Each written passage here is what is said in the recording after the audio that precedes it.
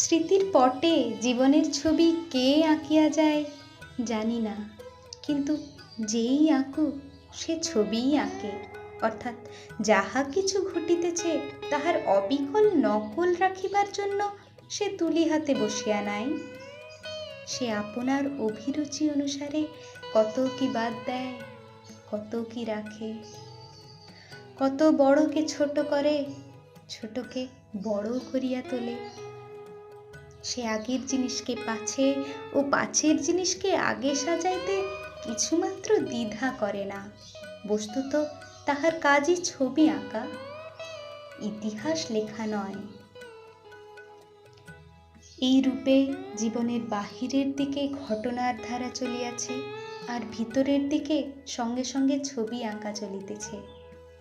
দুইয়ের মধ্যে যোগ আছে, অথচ দুই ঠিক এক নহে। আমাদের ভিতরের এই চিত্রপটের দিকে ভালো করিয়া তাকাইবার আমাদের অবসর থাকে না। ক্ষণে ক্ষণে ইহার এক একটা অংশের দিকে আমরা দৃষ্টিপাত করি, কিন্তু ইহার অধিকাংশই অন্ধকারে অগোচরে পড়িয়া থাকে। যে চিত্রকর অনবরত আঁকিতেছে সে যে কেন আঁকিতেছে, তাহার আঁকা যখন শেষ হইবে তখন এই ছবিগুলি যে কোন চিত্রশালায় টাঙাইয়া রাখা হইবে তাহা কে বলিতে পারে?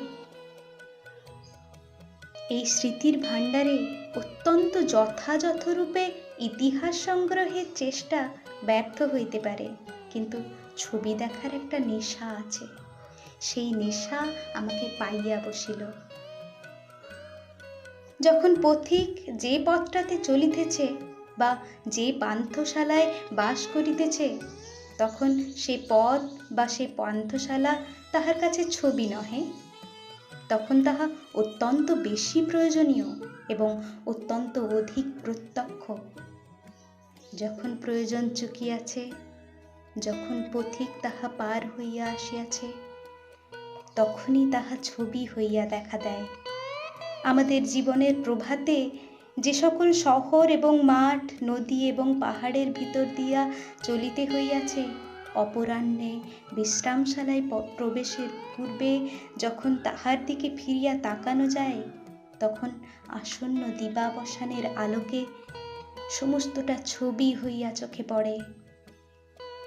পিছন ফিরিয়া সেই ছবি দেখার অবসর যখন ঘটিল, সেদিকে একবার যখন তাকাইলাম, তখন তাহাতেই মন নিবিষ্ট হইয়া গেল। এই স্মৃতির মধ্যে এমন কিছুই নাই যাহা চিরস্মরণীয় করিয়া রাখিবার যোগ্য, কিন্তু বিষয়ের মর্যাদার উপরেই যে সাহিত্যের নির্ভর তাহা নহে। যাহা ভালো করিয়া অনুভব করিয়াছি তাহাকে অনুভব গম্য করিয়া তুলিতে পারিলেই মানুষের কাছে তাহার আদর আছে। নিজের স্মৃতির মধ্যে যাহা চিত্ররূপে ফুটিয়া উঠিয়াছে তাহাকে কথার মধ্যে ফুটাইতে পারিলেই তাহা সাহিত্যে স্থান পাইবার যোগ্য। এই স্মৃতিচিত্রগুলিও সেইরূপ সাহিত্যের সামগ্রী। ইহাকে জীবন বৃত্তান্ত লিখিবার চেষ্টা হিসেবে গণ্য করিলে ভুল করা হইবে। সেই হিসাবে এ লেখা অত্যন্ত অসম্পূর্ণ এবং অনাবশ্যক।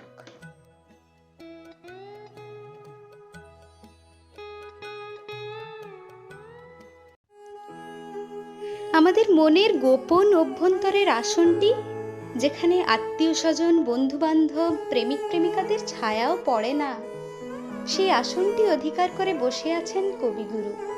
তাই নিজের সমস্ত সুখ দুঃখ, আনন্দ বেদনা, প্রেম পূজা সমস্তই ওনাকে ঘিরে। আজ তার 159তম জন্মদিনে শ্রদ্ধা জ্ঞাপন করতেও ওনারই রচনার স্মরণ নিতে হলো আমাদের। তাই ওনার লেখা আত্মজীবনী জীবন স্মৃতির পাতা থেকে কিছু অংশ নিয়েই আমরা আমাদের নৈবেদ্য ডালি সাজিয়ে তুলেছি।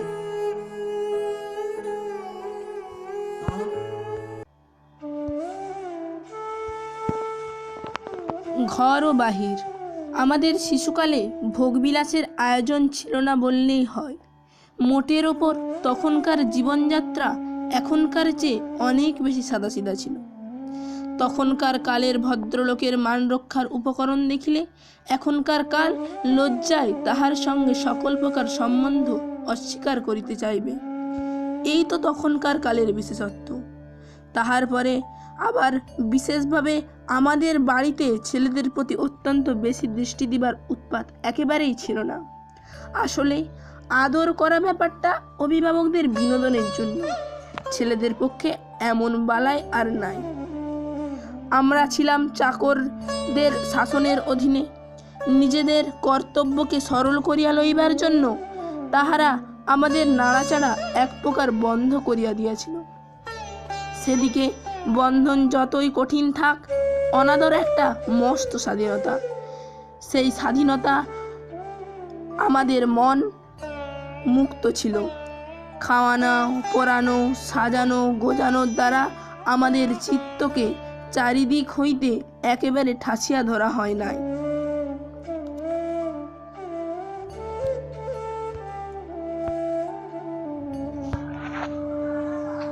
বাহির বাড়িতে দোতলায় দক্ষিণ পূর্ব কোণের ঘরে চাকরদের মহলে আমাদের দিন কাটিত। আমাদের এক চাকর ছিল, তাহার নাম শ্যাম। শ্যামবর্ণ দোহারা বালক, মাথায় লম্বা চুল, খুলনা জেলায় তাহার বাড়ি। সে আমাকে ঘরের একটা নির্দিষ্ট স্থানে বসাইয়া আমার চারিদিকে খড়ি দিয়া গণ্ডি কাটিয়া দিত। গম্ভীর মুখ করিয়া তর্জনী তুলিয়া বলিয়া যাইত, গণ্ডির বাইরে গেলেই বিষম বিপদ। বিপদটা অধিভৌতিক কি অধিদৈবিক তাহা স্পষ্ট করিয়া বুঝিতাম না, কিন্তু মনে বড় একটা আশঙ্কা হইত। গণ্ডি পার হইয়া সীতার কি সর্বনাশ হয়েছিল তাহা রামায়ণে পড়েছিলাম। এই জন্য গোতান্ত অবিশ্বাসীর মতো উড়াইয়া দিতে পারিতাম না।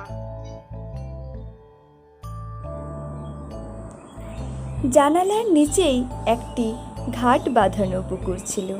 তাহার পূর্বাধারে প্রাচীরের গায়ে প্রকাণ্ড একটা চীনা বট, দক্ষিণাধারে নারিকেল শ্রেণী।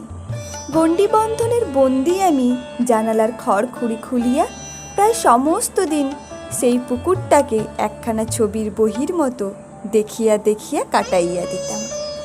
সকাল হইতে দেখিতাম প্রতিবেশীরা একে একে স্নান করিতে আসিতেছে। তাহাদের কে কখন আসিবে আমার জানা ছিল। প্রত্যেকের স্নানের বিশেষত্বটুকু আমার পরিচিত। কেহ বা দুই কানে আঙুল চাপিয়া ঝুপঝাপ করিয়া দ্রুত বেগে কতকগুলা ডুব পাড়াইয়া চলাইয়া যেত। কেহ বা ডুব না দিয়া গামছায় জল তুলিয়া ঘন ঘন মাথায় ঢালিতে থাকিত। কেহ বা জলের উপরিভাগের মলিনতা এড়াইবার জন্য বারবার দুই হাতে জল কাটাইয়া লইয়া হঠাৎ এক সময় ধাঁ করিয়া ডুব পাড়িত। কেহ বা উপরের সিঁড়ি হইতেই বিনা ভূমিকায় সশব্দে জলের মধ্যে ঝাঁপ দিয়া পড়িয়া আত্মসমর্পণ করিত। কেহ বা জলের মধ্যে নামিতে নামিতে এক নিঃশ্বাসে কতকগুলি শ্লোক আউড়াইয়া লইত। কেহ বা ব্যস্ত কোনো মতে স্নান সারাইয়া লইয়া বাড়ি যাইবার জন্য উৎসুক। কাহারও বা ব্যস্ততার লেশমাত্র নাই। ধীরে সুস্থে স্নান করিয়া জপ করাইয়া গা মুছিয়া কাপড় ছাড়িয়া কোঁচাটা 2-3 বার ঝাড়িয়া বাগান হইতে কিছু বা ফুল তুলাইয়া মৃদুমন্ত দোদুল গতিতে স্নানসিদ্ধ শরীরের আরামটিকে বায়ুতে বিকীর্ণ করিতে করিতে বাড়ির দিকে তাহার যাত্রা। এমনি করিয়া দুপুর বাজাইয়া যায়, বেলা 1টা হয়।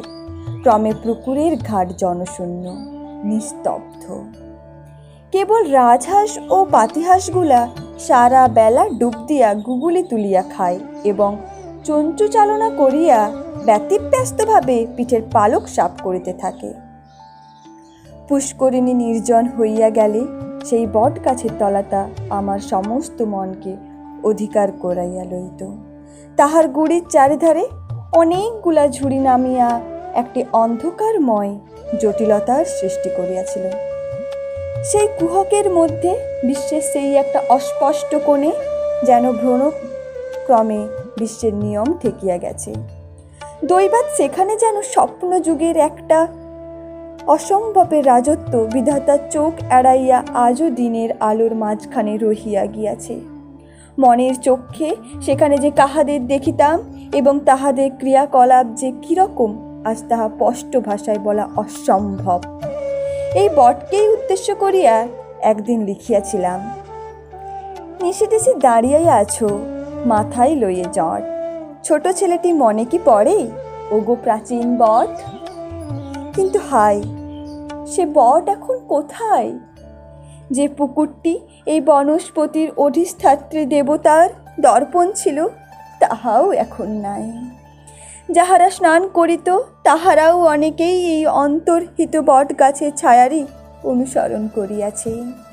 আর সেই বালক আজ বাড়াইয়া উঠিয়া নিজের চারিদিক হইতে নানা প্রকারের ঝুরি নামাইয়া দিয়া বিপুল জটিলতার মধ্যে সুদিন দুর্দিনের ছায়া রৌদ্রপাত গণনা করিতেছে। বাড়ির বাহিরে আমাদের যাওয়া বারণ ছিল, এমনকি বাড়ির ভিতরেও আমরা সর্বত্র যেমন খুশি যাওয়া আসা করিতে পারিতাম না। সেই জন্য বিশ্ব প্রকৃতিকে আড়াল আবডাল হইতে দেখিতাম। বাহির বলিয়া একটা অনন্ত প্রসারিত পদার্থ ছিল, যাহা আমার অতীত, অথচ যাহার রূপ, শব্দ, গন্ধ দ্বার জানালার নানা ফাঁক ফুকর দিয়া এদিক ওদিক হইতে আমাকে চকিতে ছুঁইয়া যাইত।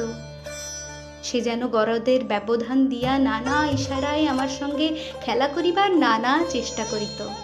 সে ছিল মুক্ত, আমি ছিলাম বদ্ধ।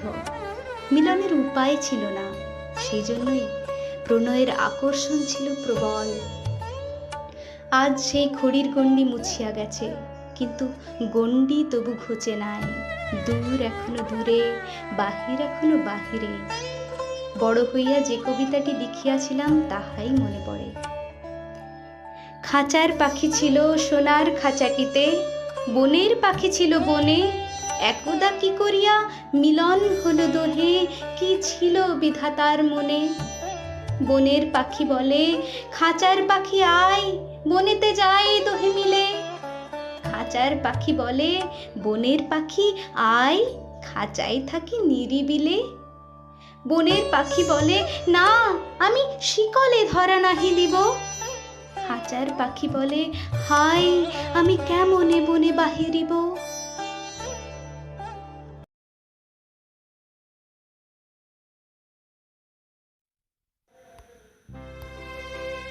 সেই নীল খাতাটি ক্রমেই আঁকাবাঁকা লাইনে ও সরু মোটা অক্ষরে কীটের বাসার মতো ভরিয়া উঠিতে চলিল।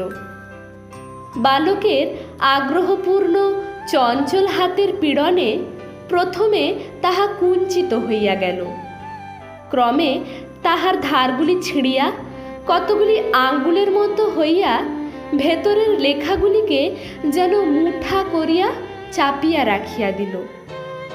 সেই নীল ফুল স্ক্যাম্পের খাতাটি লইয়া করুণাময়ী বিলুপ্তি দেবী কবে বৈতরণীর কোন ভাটার স্রোতে ভাসিয়া দিয়েছেন জানি না। আহা, তাহার ভব ভয় আর নাই। মুদ্রা যন্ত্রের জঠর যন্ত্রণার হাত সে এড়াইল। আমি কবিতা লিখি, এ খবর যাহাতে রটিয়া যায়, নিশ্চয়ই সে সম্বন্ধে আমার ঔদাসীন্য ছিল না। সাতকড়ি দত্ত মহাশয় যদিচ আমাদের ক্লাসের শিক্ষক ছিলেন না, তবু আমার প্রতি তাহার বিশেষ স্নেহ ছিল। তিনি প্রাণী বৃত্তান্ত নামে একখানা বই লিখিয়াছিলেন। আশা করি কোনো সুদক্ষ পরিহাস রসিক ব্যক্তি সেই গ্রন্থ লিখিত বিষয়ের প্রতি লক্ষ্য করিয়া তাহার স্নেহের কারণ নির্ণয় করিবেন না। তিনি একদিন আমাকে ডাকিয়া জিজ্ঞাসা করিলেন, তুমি নাকি কবিতা লিখিয়া থাকো? লিখিয়া যে থাকি সে কথা গোপন করি নাই। ইহার পর হইতে তিনি আমাকে উৎসাহ দিবার জন্য মাঝে মাঝে দুই এক পদ কবিতা দিয়া তাহা পূরণ করিয়া আনিতে বলিতেন। তাহার মধ্যে একটি আমার মনে আছে, রবি করে জ্বালাতন আছিল সবাই, বর্ষা ভরসা দিল আর ভয় নাই। আমি ইহার সঙ্গে যে পদ্য জুড়িয়াছিলাম তাহার কেবল দুটো লাইন মনে আছে। আমার সেকালের কবিতাকে কোনো মতেই যে দুর্বোধ বলা চলে না, তাহারই প্রমাণস্বরূপ লাইন দুটোকে এই সুযোগে এখানেই দলিলভুক্ত করিয়া রাখিলাম। মৃঙ্গনহীন হয়ে ছিল সরোবরে। এখন তাহারা সুখে জলক্রীড়া করে। ইহার মধ্যে যেটুকু গভীরতা আছে তাহা সরোবর সংক্রান্ত, অত্যন্তই স্বচ্ছ। আর একটি কোনো ব্যক্তিগত বর্ণনা হইতে 4 লাইন উদ্ধৃত করি। আশা করি ইহার ভাষা ও ভাব অলঙ্কার শাস্ত্রে প্রাঞ্জল বলিয়া গণ্য হইবে।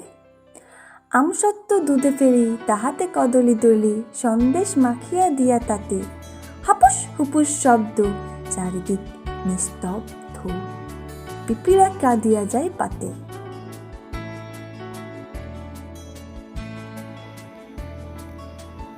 আমাদের স্কুলের গোবিন্দবাবু ঘন কৃষ্ণবর্ণ, বেটে খাটো, মোটাসোটা মানুষ। ইনি ছিলেন সুপারিনটেন্ডেন্ট। কালো চাপকান পরিয়া দোতলার আপিস ঘরে খাতাপত্র লইয়া লেখাপড়া করিতেন। ইহাকে আমরা ভয় করিতাম। ইনি ছিলেন বিদ্যালয়ের দণ্ডধারী বিচারক। একদিন অত্যাচারে পীড়িত হইয়া দ্রুত বেগে ইহার ঘরের মধ্যে প্রবেশ করিয়াছিলাম। আসামি ছিল 5-6 জন বড় বড় ছেলে। আমার পক্ষে সাক্ষী কেহই ছিল না। সাক্ষীর মধ্যে ছিল আমার অশ্রুজল। সেই ফৌজদারিতে আমি জিতিয়াছিলাম এবং সেই পরিচয়ের পর হইতেই গোবিন্দবাবু আমাকে করুণার চক্ষে দেখিতেন।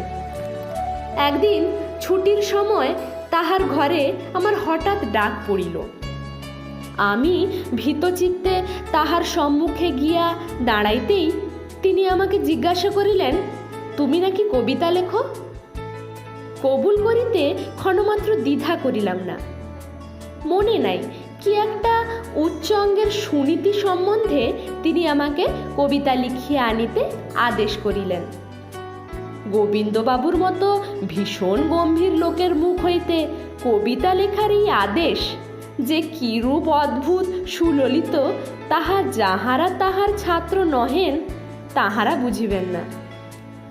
পরদিন লিখিয়া যখন তাহাকে দেখাইলাম, তিনি আমাকে সঙ্গে করিয়া লইয়া ছাত্রবৃত্তির ক্লাসের সম্মুখে দাঁড় করাইয়া দিলেন। বলিলেন, পড়িয়া শোনাও।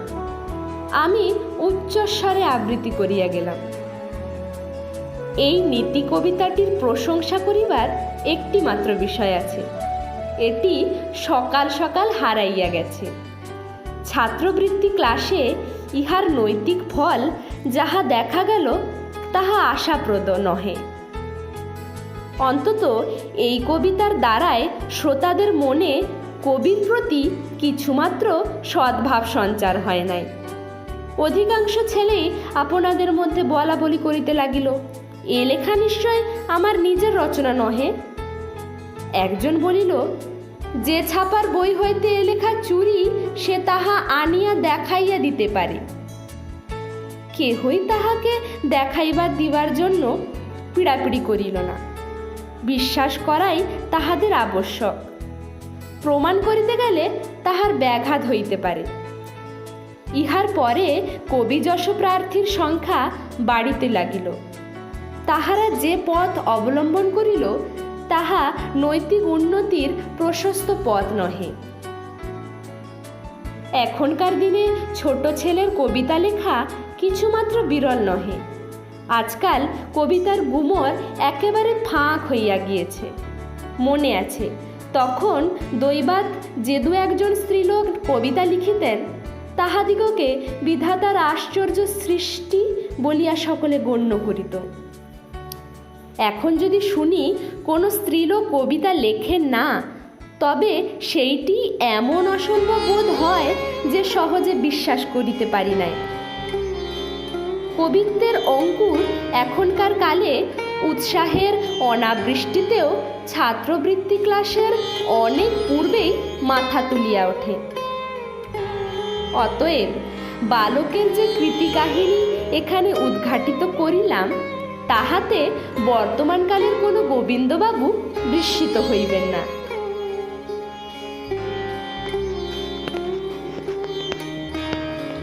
সাহিত্যে বউ ঠাকুরানীর প্রবল অনুরাগ ছিল।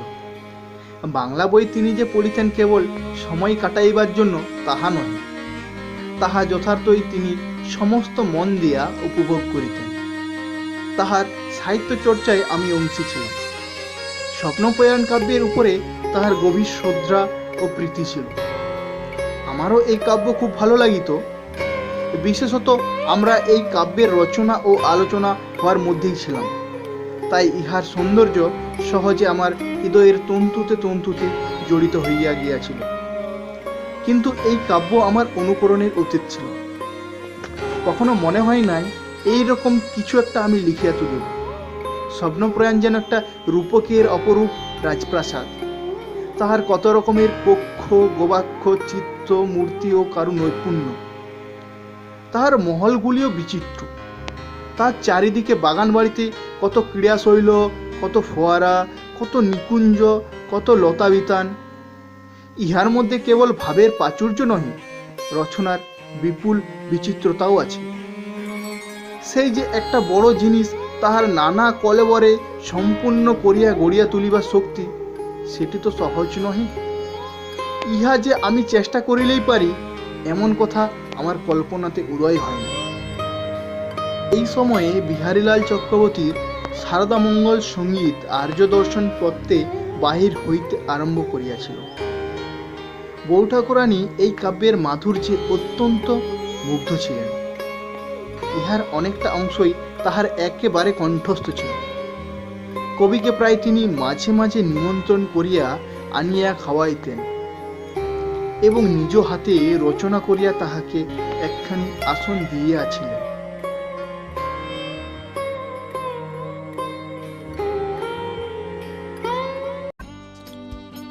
বিহারীবাবুর মতো কাব্য লিখিব, মনের আকাঙ্ক্ষাটা তখন ওই পর্যন্ত দৌড়িত।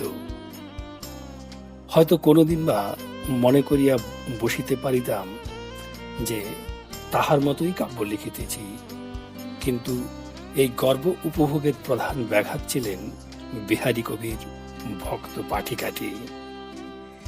তিনি সর্বদাই আমাকে এ কথাটি স্মরণ করাইয়া রাখিতেন যে মন্দ কবি যশ প্রার্থী, আমি গমিষ্যামূপ হাস্যতাম। আমার অহংকারকে প্রশ্রয় দিলে তাহাকে দমন করা দুরূহ হইবে, একথা তিনি নিশ্চয়ই বুঝিতেন। তাই কেবল কবিতা সম্বন্ধে নহে, আমার গানের কণ্ঠ সম্বন্ধেও তিনি আমাকে কোনো মতে প্রশংসা করিতে চাহিতেন না। আর দুই একজনের সঙ্গে তুলনা করিয়া বলিতেন তাহাদের গলা কেমন মিষ্ট। আমারও মনে এ ধারণা বদ্ধমূল হইয়া গিয়াছিল যে আমার গলায় যথোচিত মিষ্টতা নাই। কবিত্ব শক্তি সম্বন্ধেও আমার মনটা যথেষ্ট দমিয়া দিয়াছিল বটে, কিন্তু আত্মসম্মান লাভের পক্ষে আমার এই একটি মাত্র ক্ষেত্র অবশিষ্ট ছিল।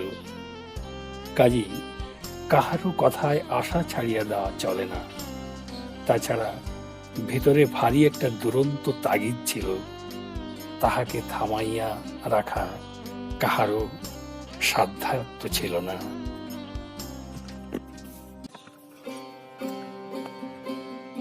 একদিন মধ্যাহ্নে খুব মেঘ করিয়াছে। সেই মেঘলা দিনের ছায়া ঘন অবকাশের আনন্দে বাড়ির ভিতরে এক ঘরে খাটের উপর উপুর হইয়া পড়িয়া একটা স্লেট লইয়া লিখিলাম, গহন কুসুম কুঞ্জ মাঝে। লিখিয়া ভারী খুশি হইলাম। তখনই এমন লোককে পড়িয়া শুনাইলাম, বুঝিতে পারিবা আশঙ্কা মাত্র যাহাকে স্পর্শ করিতে পারে না। সুতরাং সে গম্ভীরভাবে মাথা নাড়িয়া কহিল, বেশ তো, এ তো বেশ হইয়াছে। পূর্বলিখিত আমার বন্ধুটিকে একদিন বলিলাম, সমাজের লাইব্রেরি খুঁজিতে খুঁজিতে বহুকালের একটি জীর্ণ পুঁথি পাওয়া গিয়াছে। তাহা হইতে ভানুসিংহ নামক কোন প্রাচীন কবির পদ কাপি করিয়া আনিয়াছি। এই বলিয়া তাহাকে কবিতাগুলি শুনাইলাম। শুনিয়া তিনি ভীষণ বিচলিত হইয়া উঠিলেন। কহিলেন, এ পুঁথি নিতান্তই চাই। এমন কবিতা বিদ্যাপতি চণ্ডীদাসের হাত দিয়েও বাহির হইতে পারিত না। আমি প্রাচীন কাব্য সংগ্রহ ছাপিবার জন্য ইহা অক্ষয়বাবুকে দিব। তখন আমার খাতা দেখাইয়া স্পষ্ট প্রমাণ করিয়া দিলাম, এই লেখা বিদ্যাপতি চণ্ডীদাসের হাত দিয়া নিশ্চয়ই বাহির হইতে পারে না, কারণ এ আমার লেখা। বন্ধু গম্ভীর হইয়া কহিলেন, নিতান্ত মন্দ হয় না। ভানুসিংহ তখন ভারতীতে বাহির হইতেছিল। ডাক্তার নিশিকান্ত চট্টোপাধ্যায় মহাশয় তখন জার্মানিতে ছিলেন। তিনি ইউরোপীয় সাহিত্যের সঙ্গে তুলনা করিয়া আমাদের দেশের গীতিকাব্য সম্বন্ধে একখানি জটিল বই লিখিয়াছেন। তাহাতে ভানুসিংহকে প্রাচীন পদকর্তা রূপে যে প্রচুর সম্মান দিয়াছিলেন, কোনো আধুনিক কবির ভাগ্যে তাহা সহজে জোটে না। এই গ্রন্থখানি লিখিয়া তিনি ডাক্তার উপাধি লাভ করিয়াছিলেন। ভানুসিংহ যিনি হোক, তার লেখা যদি বর্তমানে আমার হাতে পড়িত, তবে আমি নিশ্চয়ই ঠকিতাম না। এ কথা আমি জোর করিয়া বলতে পারি। উহার ভাষা প্রাচীন পদকর্তার বলিয়া চালাইয়া যাওয়া অসম্ভব ছিল না, কারণ এ ভাষা তাহাদের মাতৃভাষা নহে, ইহা একটা কৃত্রিম ভাষা। ভিন্ন ভিন্ন কবির হাতে ইহার কিছু না কিছু ভিন্নতা আছে, কিন্তু তাহাদের ভাবের মধ্যে কৃত্রিমতা ছিল না। ভানুসিংহের কবিতা একটু বাজাইয়া বা কষিয়া দেখিলেই তাহার রীতি বাহির হইয়া পড়ে। তাহাতে আমাদের দেশি নহবতে প্রাণ গলানো ঢালা সুর নাই, তাহা আজকালকার সস্তা আর্গিনের বিলাতি টুংটাং মাত্র।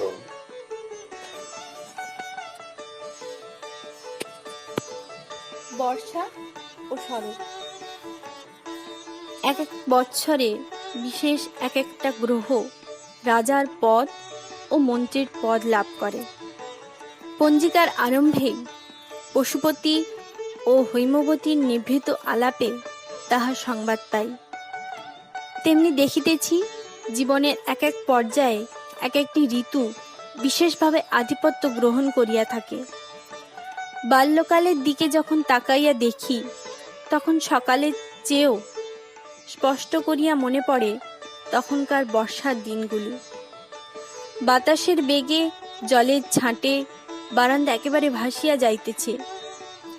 সারি সারি ঘরের সমস্ত দরজা বন্ধ হইয়াছে। প্যারি বুড়ি কক্ষে একটা বড় ঝুড়িতে তরি তরকারি বাজার করিয়া ভিজিতে ভিজিতে জলকাদা ভাঙিয়া আসিতেছে। আমি বিনা কারণে দীর্ঘ বারান্দায় প্রবল আনন্দে ছুটিয়া বেড়াইতেছি। আর মনে পড়ে স্কুলে গিয়াছি, দরমায় ঘেরা দালানে আমাদের ক্লাস বসিয়াছে। অপরাহ্নে ঘনঘোর মেঘের স্তূপে স্তূপে আকাশ ছাইয়া গিয়াছে। দেখিতে দেখিতে নিবিড় ধারায় বৃষ্টি নামিয়া আসিল। থাকিয়া থাকিয়া দীর্ঘ একটানা মেঘ ডাকার শব্দ।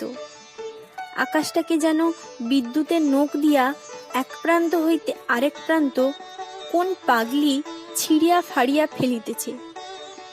বাতাসের দমকায় দরমার বেড়া ভাঙিয়া পড়িতে যায়।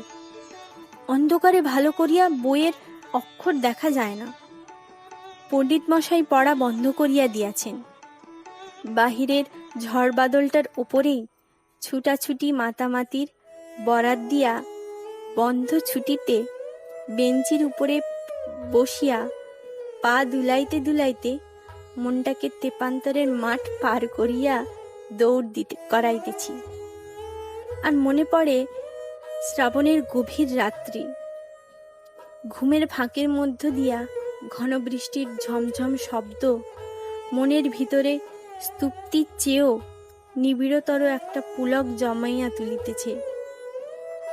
একটু যেই ঘুম ভাঙিতেছে, মনে মনে প্রার্থনা করিতেছি সকালেও যেন এই বৃষ্টির বিরাম না হয়, এবং বাহিরে গিয়া যেন দেখিতে পাই আমাদের গলিতে জল দাঁড়াইয়াছে এবং পুকুরের ঘাটের একটা ধাপও আর জাগিয়া নাই।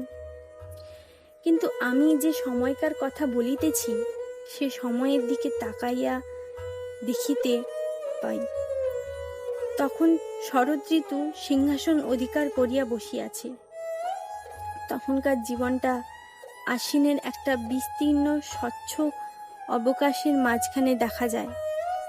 সেই শিশিরে ঝলমল করা শরৎ সবুজের ওপর সোনা গলানো রৌদ্রের মধ্যে মনে পড়িতেছে দক্ষিণের বারান্দায় গান বাঁধিয়া তাহাতে সুর জগিয়া সুর লাগাইয়া গুনগুন করিয়া গাহিয়া বেড়াইতেছি সেই শরতের সকালবেলায়। আজি শরৎ তপনে প্রভাত স্বপনে কি জানি পরাণ কি যে চায়। আজি শরৎ তপনে প্রভাত স্বপনে কি জানি পরাণ কি যে চায়। বেলা বাড়িয়া চলিতেছে, বাড়ির ঘণ্টায় দুপুর বাজিয়া গেল। একটা মধ্যাহ্নের গানের আবেশে সমস্ত মনটা মাতিয়া আছে। কাজকর্মের কোনো দাবিতে কিছু মাত্র কান দিতেছি না, সেও শরতেরই দিন। হেলা ফেলা সারা বেলা কি খেলা পুন মনে, হেলা ফেলা সারা বেলা কি খেলা পুন মনে।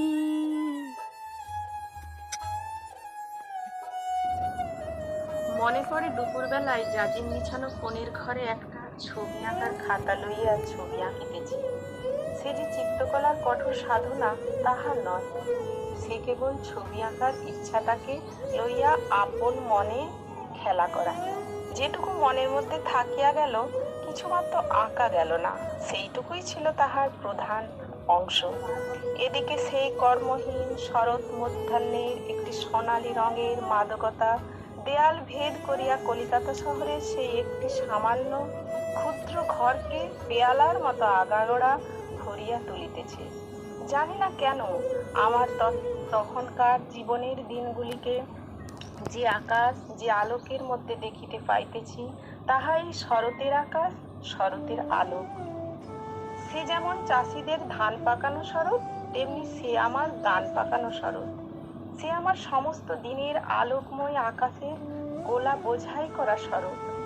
আমার বন্ধনহীন মনের মধ্যে অকারণ পুলকে ছবি আঁকানো গল্প বানানো শরৎ।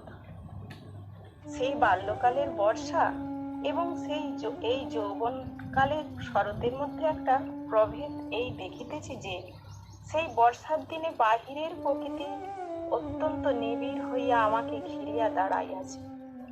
তাহার সমস্ত দল বল সাজসজ্জা এবং বাজনা বাদ্য লইয়া মহা সমারোহে আমাকে সঙ্গদান করিয়াছে। আর এই শরৎকালের মধুর উজ্জ্বল আলোকটির মধ্যে যে উৎসব তাহা মানুষই। মেঘরোদ্রের নীলাকে পশ্চাতে রাখিয়া সুখ দুঃখের আন্দোলন মর্মরিত হইয়া উঠিতেছে। নীল আকাশের উপরে মানুষের অনিমেষ দৃষ্টির আবেশটুকু একটা রং মাখাইয়াছে এবং বাতাসের সঙ্গে মানুষের হৃদয়ের আকাঙ্ক্ষা বেগ নিঃশ্বসিত হইয়া বহিতেছে। আমার কবিতা এখন মানুষের দ্বারে আসিয়া দাঁড়াইয়াছে। এখানে তো একেবারে অবারিত প্রবেশের ব্যবস্থা নাই। মহলের পর মহল, দ্বারের পর দ্বার, পথে দাঁড়াইয়া কেবল বাতানের ভিতরকার দীপালোকটুকু মাত্র দেখিয়া কতবার ফিরিতে হয়। সানাইয়ের বাঁশিতে ভৈরবীর তান দূর প্রাসাদের সিংহদ্বার হইতে কানে আসিয়া পৌঁছে। মনের সঙ্গে মনের আপোষ, ইচ্ছার সঙ্গে ইচ্ছার বোঝাপড়া কত বাঁকাচোরা বাধার ভিতর দিয়ে দেয়া এবং মিনা। সেই সব বাধাই ঠেকিতে ঠেকিতে জীবনের নির্ঝর ধারা মুখরিত উচ্ছ্বাসে হাসি কান্নায় ফেনাইয়া উঠিয়া নৃত্য করিতে থাকে। পদে পদে আবর্ত ঘুরিয়া ঘুরিয়া উঠে এবং তাহার গতিবিধির কোনো নিশ্চিত হিসাব পাওয়া যায় না। মানুষের বৃহৎ জীবনকে বিচিত্রভাবে নিজের জীবনে উপলব্ধি করিবার ব্যতীত আকাঙ্ক্ষা এটা সেই দেশেই সম্ভব যেখানে সমস্ত বিচ্ছিন্ন এবং ক্ষুদ্র ক্ষুদ্র কৃত্রিম সীমায় আবদ্ধ। আমি আমার সেই ভিত্তে রাখা খড়ির গণ্ডির মধ্যে বসিয়া মনে মনে উদার পৃথিবীর উন্মুক্ত খেলাঘরটিকে যেমন করিয়া কামনা করিয়াছি, যৌবনের দিনেও আমার নিভৃত হৃদয় তেমনি বেদনার সঙ্গেই মানুষের বিরাট হৃদয় লোকের দিকে হাত বাড়ায় আছে। সে যে দুর্লভ, সে দুর্গম, দূরবর্তী, কিন্তু তাহার সঙ্গে প্রাণের যোগ যদি না বাঁধিতে পারি, সেখান হইতে হাওয়া যদি না আসে, স্রোত যদি না বহে, প্রতীকের অব্যাহত আনাগোনা যদি না চলে, তবে যাহা জীর্ণ পুরাতন তাহাই নতুনের পথ জুড়িয়া পড়িয়া থাকে। তাহা হইলেই মৃত্যুর ভগ্নাবশেষ কেহ সরিয়া লয় না, তাহা কেবলই জীবনের উপর চাপিয়া পড়িয়া তাহাকে আচ্ছন্ন করিয়া দেয়। এবারে একটা পালা সাঙ্গ হইয়া গেল। জীবনে এখন ঘরের ও পরের, অন্তরের ও বাহিরের মেলামেলির দিন ক্রমে ঘনিষ্ঠ হইয়া আসিতেছে। এখন হইতে জীবনের যাত্রা ক্রমশই ডাঙার পথ বাহিয়া লোকালয়ের ভিতর দিয়া যে সমস্ত ভালো মন্দ সুখ দুঃখের বন্ধুরতার মধ্যে গিয়া উত্তীর্ণ হইবে, তাহাকে কেবলমাত্র ছবির মতো করিয়া হালকা করিয়া দেখা আর চলে না। এখানে কত ভাঙা গড়া, কত জয় পরাজয়, কত সংঘাত ও সম্মিলন, এই সমস্ত বাধা বিরোধ ও বক্রতার ভিতর দিয়া আনন্দময় নৈপুণ্যের সহিত আমার জীবন দেবতা যে একটি অন্তরতম অভিপ্রায়কে বিকাশের দিকে লইয়া চলিয়াছেন, তাহাকে উদ্ঘাটিত করিয়া দেখাইবার শক্তি আমার নাই। সেই আশ্চর্য পরম রহস্যটুকুই যদি না দেখানো যায়, তবে আর যাহা কিছুই দেখাইতে যাইব তাহাতে পদে পদে কেবল ভুল বোঝানোই হইবে। মূর্তিকে বিশ্লেষণ করিতে গেলে কেবল মাটিকেই পাওয়া যায়, শিল্পীর আনন্দকে পাওয়া যায় না। অতএব খাসমহালের দরজার কাজ পর্যন্ত আসিয়া এইখানেই আমার জীবন স্মৃতির পাঠকদের কাছ হইতে আমি বিদায় গ্রহণ করিলাম।